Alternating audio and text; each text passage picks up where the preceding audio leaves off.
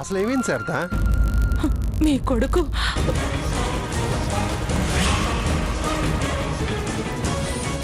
వీడేంటి ఇక్కడికి వచ్చాడు?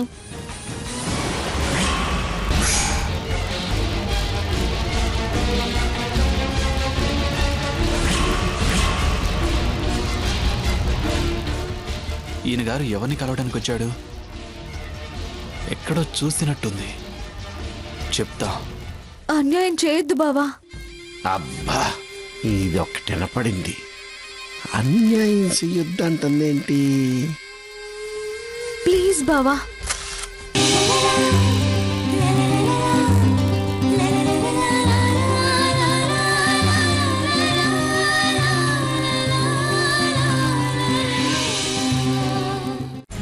డ్యూయల్ రోల్ ప్లే చేస్తున్నాడు. సాకేత్, ఏమిట్రా మాటలు? వారి చేతలు చూశాకే నేను ఇలా మాట్లాడాల్సి వచ్చింది. పార్క్ లో సార్ ఎవరో ఒక ఆవిడతో సీక్రెట్ మీటింగ్.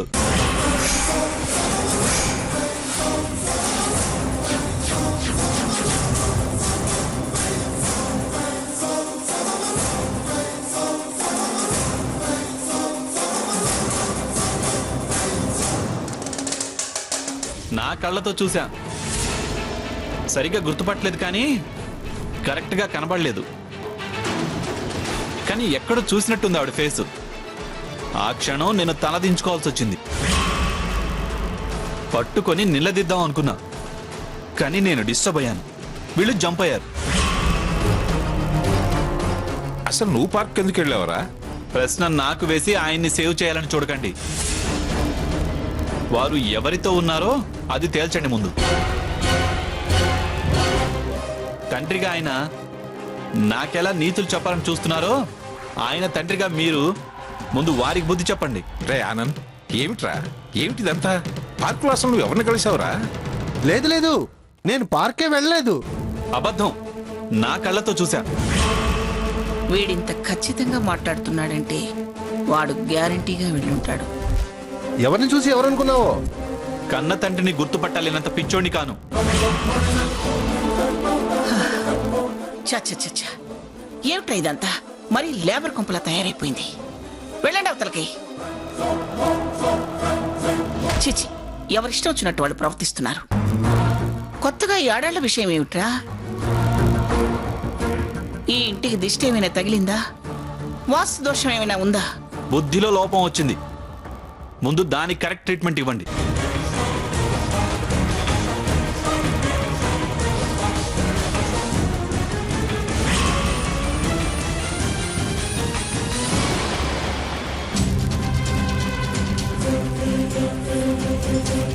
సరే, మీరు లోపలికి వెళ్ళండి.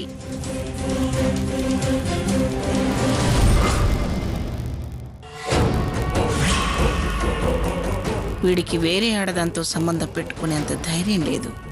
కలిస్తే గెలిస్తే ఖచ్చితంగా శారదనే కలిసి ఉంటాడు. పైగా అది ఈ ఊర్లోనే దిగబడింది. సరిగ్గా కనపడలేదు, కరెక్టుగా గుర్తు రాలేదు అంటున్నాడు సాకేత్. అనుమానం ఏమీ లేదు, ఆ శారదే అయి ఉంటుంది. అది వీడు కలిసి ఏదో పథకం వేస్తున్నట్టున్నారు. వీళ్ళ పథకాలు నా దగ్గర సాగవు. తేలుస్తా. దాని సంగతి అటో ఇటో తేల్చి పంపిస్తా.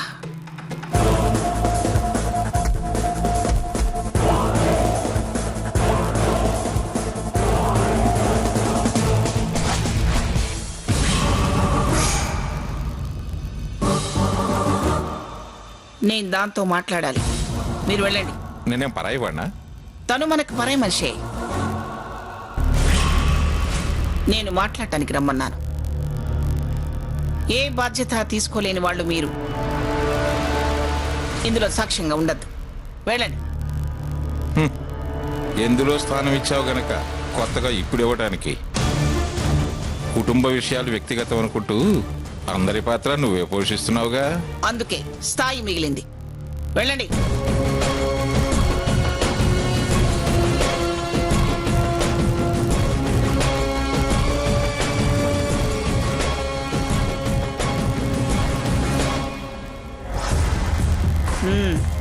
ఈ ఊరెందుకు వచ్చావు? ఏ విశాఖపట్నం మీ రాజ్యమా? రాకూడదా? వీసా కావాలా? మీ పర్మిషన్ తీసుకోవాలా? ఏ జనంలో మీరున్నారో అదే జనంలో నేను ఉన్నాను. జనంలో స్థాయిలుంటాయే. నేను స్థాయి ఆశించి రాలేదు. నువ్వు నిజంగా ఏఆర్ ప్రోగ్రాం పని మీదే వచ్చావా? అవును, ఏఐఆర్ ప్రోగ్రాం మీదే వచ్చాను. అబద్ధం. అవి మీకు అలవాటు. అహంకారాలకి, అభిమానాలకి, అధికారాలకి అనురాగం అనే అబద్ధపు ముసుగుని వేస్తూ ఉంటారు. నీకు తిన్నగా మాట్లాడటం రాదా? ప్రశ్నలని బట్టే సమాధానాలుంటాయి. నిజంగా ఏఆర్ ప్రోగ్రాం పని మీదే వస్తే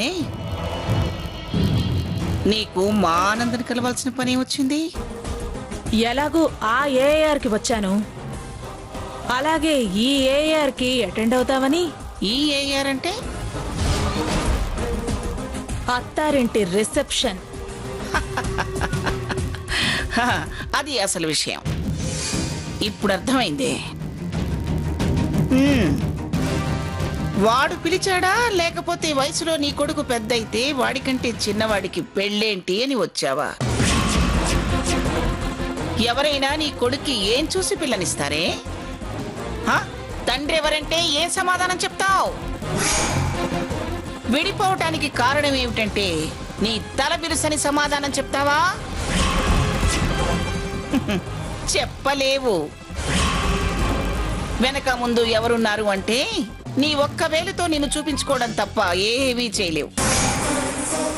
ఆస్తిపాస్తులేమైనా ఉన్నాయా అంటే బొటని వేలుని అడ్డంగా ఊపుతూ నిల్లు అని చూపించడం తప్ప ఏమీ లేవు. నన్ను కాదని వెళ్ళి నువ్వున్న స్థానంలో నీ కొడుక్కి ఎవ్వరూ పిల్లనివ్వరు. అందుకే ఈ పెళ్లి చెడగొట్టాలని వచ్చావా, లేకపోతే నలుగురిలో రచ్చ చేసి ఇంత బిచ్చం పడేస్తే తీసుకెడదామని వచ్చావా?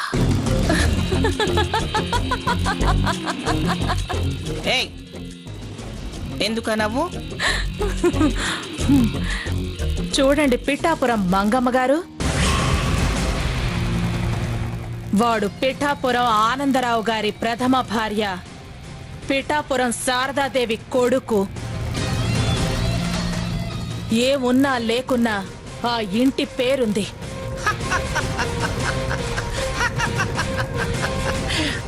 పిచ్చిదానా, ఇంటి పేర్లు పాలేర్ల దగ్గర నుంచి పాలించే వాళ్ళ వరకు ఉంటాయే. అది చూసి పిల్లనిచ్చే అంత పిచ్చాళ్ళు ఎవ్వరు ఉండరు.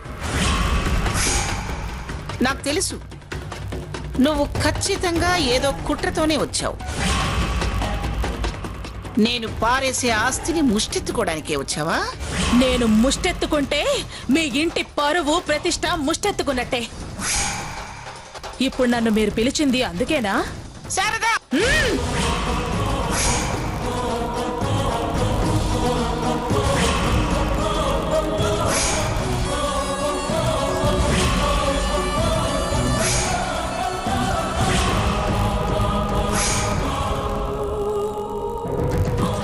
అరవద్దు.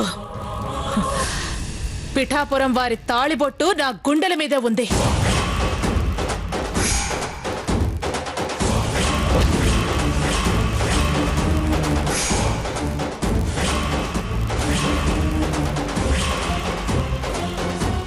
ఇంతకన్నా పెద్దగానే అరవగలను. మీ అరుపులు బీద, బిక్కి, ముసలి, ముతక, పేద సాదల మీద, నా మీద కాదు. అభిమాన ధనం మీకన్నా ఎక్కువ ఉన్నదాన్ని. మీరలా గుడ్లురిమితే ఊహల్ని, భ్రమల్ని మాత్రమే చూడగలరు. నాకు మీకన్నా పెద్ద కళ్ళే ఆ భగవంతుడిచ్చాడు. నేను చాలా విశాలంగా, లోతుగా చూడగలను. అయినా ఎదురు పడ్డప్పుడల్లా ఈ వాదనలు వద్దు. మీ పిలుపుకి కారణం చెప్పండి. నాకు చాలా పనులున్నాయి. మా పనులు చెడగొట్టడమేగా నీ పని. ఇప్పుడు మీరు నా పని చెడగొడుతున్నారు. చూడు, నువ్వు ఇప్పుడు వచ్చింది పెళ్లి చెడగొట్టడానికేనని నాకు తెలుసు. అందుకే మా ఆనంద్తో కలిసి కుట్ర చేస్తున్నావు. కుట్ర ఆ అవసరం నాకు లేదు. అయినా ఆయన అలా ఎందుకు ఒప్పుకుంటారు? అతను తన కొడుకే కదా. తీపే తండ్రి తీపి, ఎంతైనా మొదటి పెళ్ళానివి కదా. హ, నువ్వు కనపడ్డప్పుడు వాడి ఆరాటం నేను చీరాల్లో చూశాను కదా. వాడి మీద తొలి సంతానం అనే మమకారం. ఇన్ని తెలిసిన వాళ్ళు నన్నెందుకు ఆయనకి దూరం చేశారు? నేను చేయలేదు, నీ అహంకారం చేసింది. అయినా గతం తవ్వుకోవడం అనవసరం. ఇప్పుడు నీ కోరికేమిటో నాకు అర్థమైంది. ఆత్మాభిమానం అడ్డొచ్చి అడగలేక డొంక తిరుగుడు మాట్లాడుతున్నావు. నీ ఆలోచన పసిగట్టే నీకేం కావాలో నేను తీసుకునే వచ్చాను.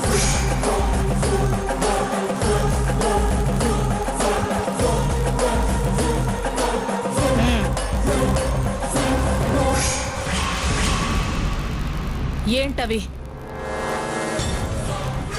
ఒకటి, ఎంత దూరమైనా వరసుంది కదా,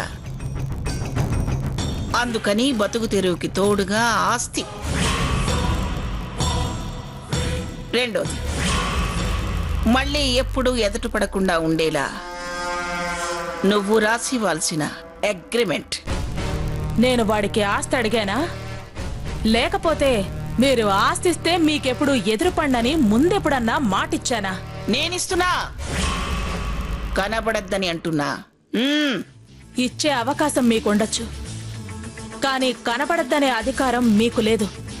చూడు, వాదించి నాకు బీపీ తెప్పించద్దు. తీసుకా. 10 మందిలో పరువు తీసినా నీకు దక్కేది ఈ సొమ్మే గాని తిరిగి కాపురం కాదుగా. ఆ హక్కు నీకు లేదు. రద్దవలేదుగా. ఇప్పుడు చేసుకో అంటున్నా. చేసుకోను. అయినా ఇంతకాలం రాని దాన్ని మళ్ళీ వస్తానని ఎందుకు అనుకుంటున్నారు? కాపురం మీద కోరిక లేదు, ఆస్తి మీద ఆశ లేదు. నీకు లేకపోవచ్చు, కానీ ఇవ్వడం నా ధర్మం.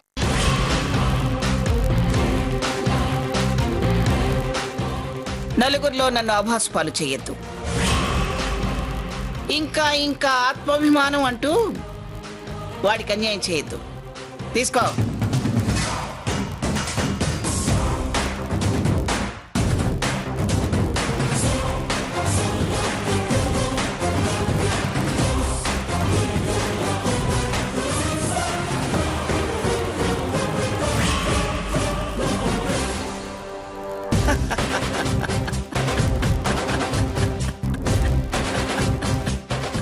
ఎందుకు నవ్వుతున్నారు? గెలిచాననా? కాదు, ఇప్పటికైనా నీ రాకకి కారణం బయటపడిందని, ఆత్మాభిమానం అసలు రంగు తెలిసిపోయిందని. నేను ఆస్తికి ఆశపడటం లేదు అత్తయ్య, ఆయుధం అందిందని తీసుకుంటున్నాను. ఏమిటా చూపు? మీ తెలివితేటలకి ప్రశంసలు. ఇంతకాలానికి అర్థమయ్యానన్నమాట. ఇదే 24 ఏళ్ల క్రితం చేసుంటే స్థితి వేరుగా ఉండేది. ఇన్నేళ్లు స్థిమితంగానే బ్రతకగలిగాను. అవును, సమంగానే పంచారా? అంటే సాకేత్తో సమంగా పంచారా అని. అదెలా కుదురుతుంది? ఏ, ఎందుకు కుదరదు? నా పుట్టింటి ఆస్తి, నా ఇష్టం. సమపాళ్లలో ఆస్తులు పంచి సారి పెట్టి హారతులిచ్చి పంపించడానికి నువ్వేమన్నా మంగమ్మ కోడలివా? ఎప్పుడో సంబంధాలు తెంచుకున్న దానివి. అందుకే. అయినా చట్టం తెలిసిన దాన్ని, ధర్మం తప్పని దాన్ని. అందుకే పారేస్తున్నాను. తీసుకో. ఒకళ్ళు చెప్తే వినేదాన్ని కాదు నేను. ఎవరికి ఎంత ఇవ్వాలో అంతే ఇస్తాను. తీసుకో. తాతగారి పేరు ఉన్న ఆస్తి, తండ్రికి, భార్యకి, కొడుక్కి, నాకు మొత్తం 6 భాగాలు. చట్ట ప్రకారం చెందాల్సింది అందించాను. అందుకే ఇప్పుడు తెలిసింది, మీరు, మీ బుద్ధి, మీ స్వార్థం. వదిలించుకోవడానికి విదిలించారన్నమాట. ఆశ లేదు కాబట్టి వాదించదలుచుకోవట్లేదు. వేసిన దాంతోనే వెళుతున్నాను. మీ లోభితనం, మీ పక్షపాతం, మీ కక్షతనం మీరే బయట పడేసుకున్నారు. మళ్ళీ రెచ్చగొడుతున్నావు. ఇంక మీరు వెళ్ళొచ్చు. మీ ఇంట్లో శుభకార్యం అభ్యంతరం లేకుండా చేసుకోవచ్చు. చింత చచ్చినా పులుపు చావలేదు. కట్టయినా చింత నిప్పుకి సెగ తగ్గదు. ఇక బయలుదేరు. ఇదిగో, ఇది కూడా తీసుకో.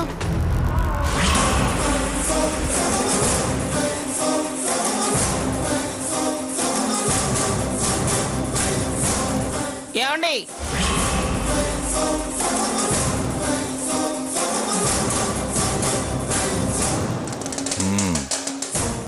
సాధించావా? గెలిచాను.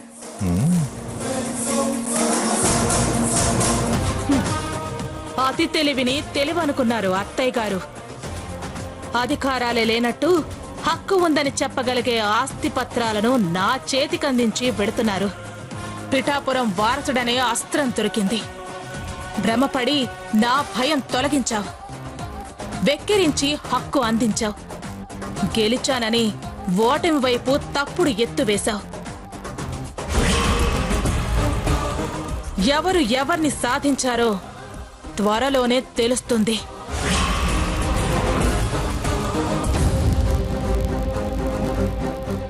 ఈ నెక్లెస్ చాలా బాగుంది కదూ? అవును, చాలా బాగుంది. డిజైన్ కూడా బాగుంది. అశ్విని, ఆంటీ. అవన్నీ తీసి లక్ష్మి లోపల పెడుతుంది గాని ఒకసారి లక్ష్మి తీసుకురా. అలాగే ఆంటీ. ఆవిడెప్పుడూ వంటగదిలోనే ఉంటుంది. వెళ్ళండి వెళ్ళండి. సత్యవతి, పిన్ని. వెళ్ళి ఒకసారి మీ బాబాయ్ రమ్మను. అలాగే పిన్ని.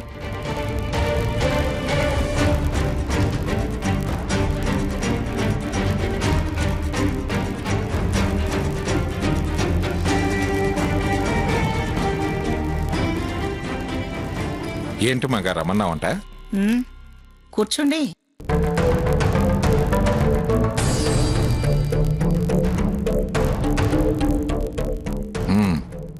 ఏంటో చెప్పమంగా.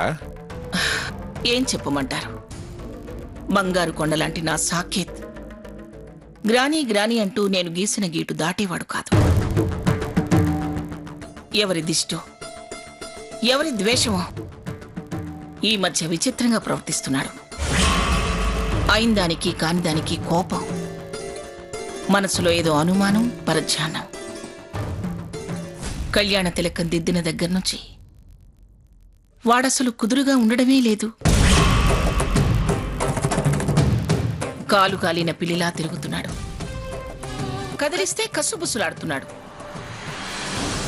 జాతకం చూపించి కారణమేంటో కనుక్కోవాలి. పంతులు గారిని పిలవండి. వాడి బుర్రలో పుట్టిన దానికి శాస్త్రంలో ఏముంటుందే? మంచి సైక్రియాటిస్ట్కి చూపిస్తే బాగుంటుంది. ఏమిటి మీ ఉద్దేశం? కాస్త మంచిగా మాట్లాడండి. ఏదో చిన్న సలహా ఇస్తారని పిలిస్తే మీ ఇష్టం వచ్చినట్టు మాట్లాడతారే. నీకు తాటికాయ అంత ఉంది వెర్రి, అదే వాడికి వేపకాయ అంత వచ్చి ఉంటుంది. అదిగో అదిగో, ఏమిటా మాటలు? నీ వాళ్ళకం వాడి వాళ్ళకం చూస్తే ఎవరైనా అదే అంటారు. ఏం మాటలు? ఏం మాటలవి? అసలు మళ్ళంటి వాళ్ళు పలికే పదాలే కావవి. ఆపుతారా? ఆపుతాలే గాని నువ్వేం కంగారు పడకు మంగా. సువర్ణోత్సవం కళత్ర దోష నివారణ అని ఏదో పుస్తకంలో చదివాను మంగా నేను. అంటే ఏం లేదు, మనకు అమ్మాయి తరఫు వాళ్ళు ఇచ్చిన బంగారం ఉంది కదా, అది తిరిగి ఆ అమ్మాయి కొంగున ముడివేయించి ఆకాశ నమస్కారాలు చేయించి ఆ బంగారాన్ని కాబోయే దంపతులిద్దరూ ఏ దేవాలయానికో వెళ్లి హుండీలో వేసొస్తే దోషాలు పోయి కార్యసిద్ధి కలిగి కళ్యాణ అవరోధాలు తొలగిపోతాయని అందులో రాసుంది.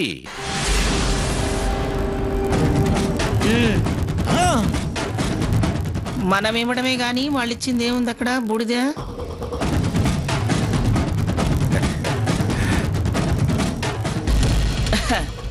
ఇన్నాళ్ళకు మంచి సలహా చెప్పారు. సర్లే, ఇక వెళ్ళండి.